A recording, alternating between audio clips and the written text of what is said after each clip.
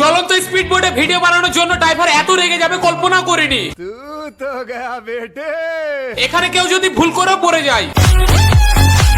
আসলে তোমরা যেমনটা দেখেছিলে চলেছিলাম আমরা মেসেঞ্জার, এখন ঘুরতে হবে তাই সর্বপ্রথম চলেছি ব্রিজের ওপর। ব্রিজের ওপর থেকে জলগুলোকে যা দেখতে লাগছে পুরো বন্ধুর গার্লফ্রেন্ডের মতো। তারপর চোখে পড়লো এই জিনিসটা, এখানে কেউ যদি ভুল করে পড়ে যায় তাহলে পৃথিবী থেকে ডিলে। আমি ভাবলাম একবার নামবো, কিন্তু মা বলেছিল জলে নামবি না, তাই নামলাম না। मौत को छू के टक से वापस आ सकता हूँ। তারপর যেতে লাগলাম সামনে সামনে একটু গিয়েই প্ল্যানিং হয় স্পিড বোর্ডে চাপবো।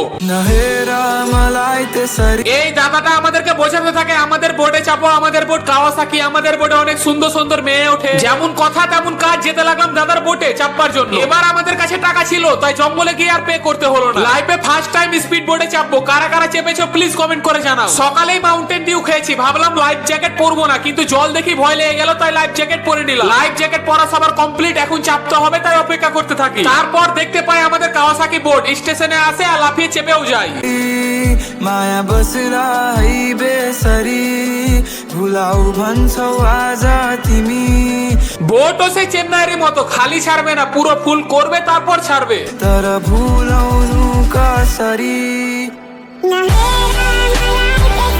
বোটে করে নিয়ে আসে একটা আইল্যান্ডের কাছে, ভাবলাম নামাবে, হাসিম হাঁকবে বলছিল কিন্তু নামালো না, সো স্যাড। আইল্যান্ডটা ভালোভাবে দেখে আবার যাচ্ছি স্টেশনে, কারণ নামতে হবে। 10 মিনিটে পেছন মেরে 500 টাকা নিয়ে নিল। সাঁতার কেটে গেলেই ভালো হতো, সাঁতার কাটতে জানি না ওটা আলাদা কথা।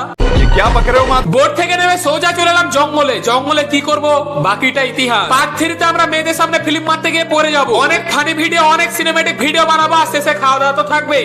তো ফলো সাবস্ক্রাইবটা করে নাও।